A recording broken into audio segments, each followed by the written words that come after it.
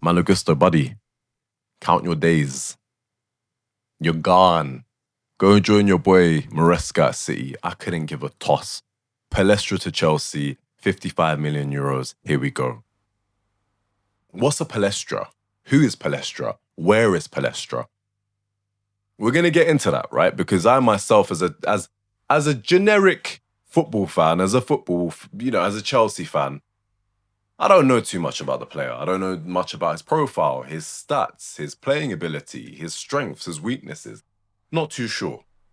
But we're going to get into it. We're going to look at some of the data, right? That's the main points that we can look at. I'm going to discuss some of the clips that I saw. But overall, positive. I can't afford to be negative. I cannot afford to be pessimistic. In light of us finishing 10th, I feel sick saying that. We have to improve.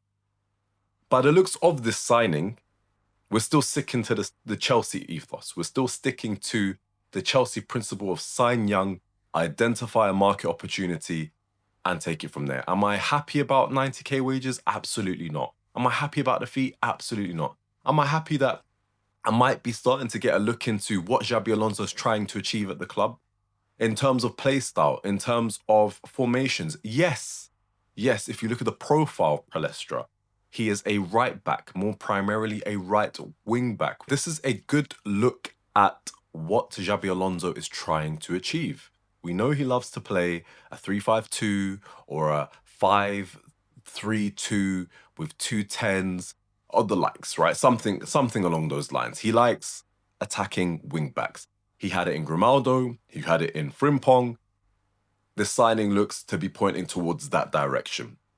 But let's get into it, right? So, Palestra has won the Serie A Defender of the Year award. That's a good start, right? He is 186 centimeters. So he's a tall player, right? We always have the concerns and the reservations on the physicality, on the physical profile of a player. Can they do it in the Premier League? One of the signs that you might want to look at is distance covered, speed, height of the player.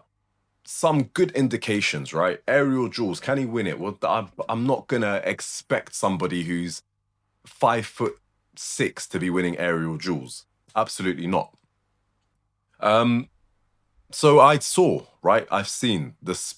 So he's sprinted the longest distance in the Serie A at 14.23 kilometers, and that's ranked third for the average acceleration distance. What does that mean? So he's ran the most, right? He always sprinted the longest distance, which is 14.23 in the entirety of the season. So a lot of ground covered. Average acceleration distance, which tells us how far, how much of the ground does he cover? How much does he advance up the pitch? Great.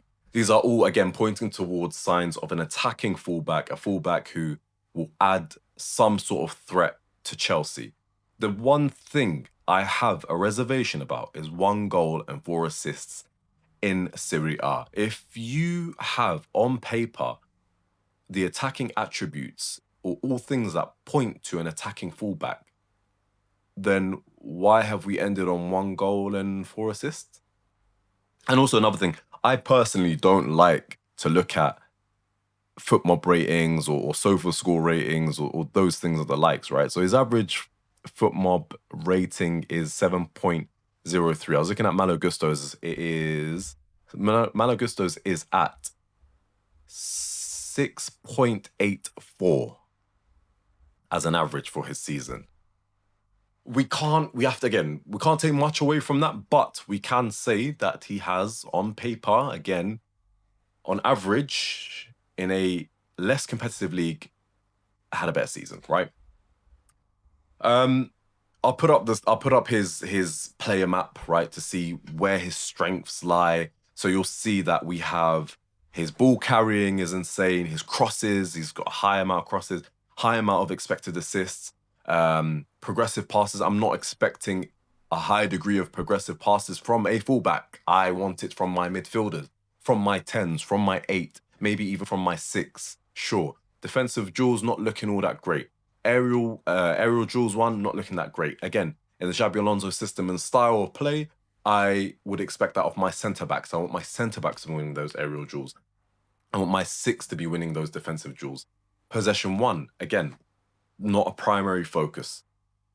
Looking at the clips is where my confidence grew a bit, right? In the player. He looks very two-footed. Like left and right looks the same. He looks extremely two-footed as a player. Malo Gusto, as we know, his confidence, his ability in front of goal, lackluster, absolutely appalling, abysmal. I've seen some of the chances that he's taken. I've seen some of the goals or the shots on target that he's had, both with the left and the right foot. Looking good. It's looking good. Honestly, my thoughts, just in general, right? In general, like as I said at the beginning of the video, it's positive. I think it's an improvement on Malo Gusto. I have never rated Malo Gusto. I will never rate Malo Gusto, even under Maresca. If he wants to piss off the city, go and piss off the city. I don't rate him like that. Yeah, there's an upgrade there, right? We now have to look at the other areas in the team. I also am now starting to question what's to come next. It's like, okay, on the one hand, there's the improvement. On the other hand, our first signing of the transfer window is a fullback. What does that tell you? Not much, not much. But as I've said, right, you can see why Chelsea like Reece James, right? Chelsea like Reece James because he's insane going forward. He's insane as a defensive unit, but he can't play 3 games in a week. Nor do we need him to do that this season. This season is 1 game a week, for argument's sake, in the Premier League. We need somebody to cover a few minutes. I hope we bleed him in ever so slowly. I really do hope we bleed him into the team. We start him in the cup games. We allow him to get comfortable, not just with Xabi Alonso in the team, but get comfortable with what English football is. The Serie A isn't what it used to be. It's not peak Serie A of the 90s or the early 2000s. It's not a high-intensity game out there. You're not facing the most insane left wingers out there. It gets as insane as Rafael Leao, and that's not saying much at all. In the Premier League, you have enough man to face. Semenyo, you got to face. You got to face... Who else is on the left? Let's say Cody Gakpo, but not really. Even Martinelli, not really. You've got Cunha you have to face, right? You've got, even if you were looking at Bournemouth, from their left-hand side perspective, Truffert, who gets up the pitch really high. He's not just overlapping, right? His game isn't just to overlap. He beats his first man, he drives into the box, he receives the ball high, takes it on his left, takes it on his right, drives on the outside, drives on the inside, inverts well. Very, very, very versatile player. Very versatile player. It's sort of everything you want in a modern wingback, everything you want in a modern fullback, everything that Malo Gusto is not. So for me, scout reports are telling me about his penetrations and his overlaps and his assists and his playmaking and his physical strength.